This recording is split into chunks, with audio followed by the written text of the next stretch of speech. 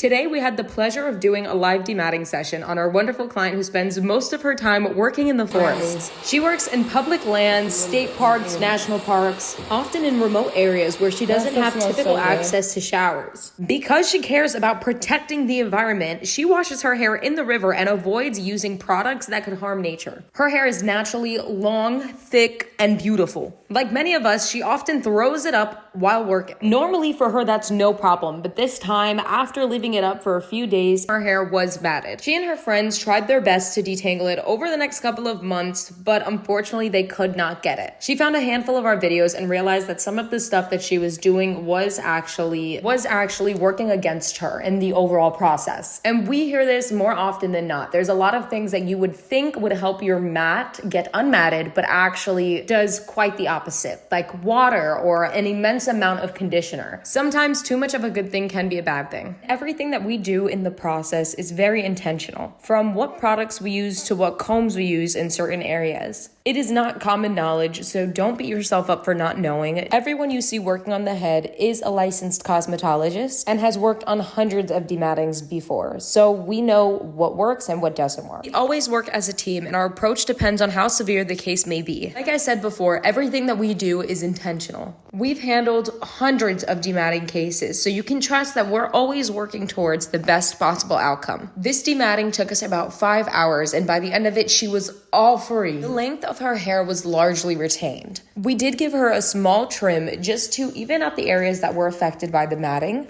and styled her, which is all included in the service. It's important to remember that the results can vary. We never know what methods were tried before they came to us, and depending on how severe or how long the mat was in, we have seen some thinning. Due to the mat being in there so long, product buildup, it really just depends on the severity sometimes. Keep in mind, we naturally shed 100 to 300 strands per day. Now, while our client is matted, that hair is still shedding but has nowhere to go. It cannot naturally shed and gets caught up, causing the mat to actually grow and possibly get tighter.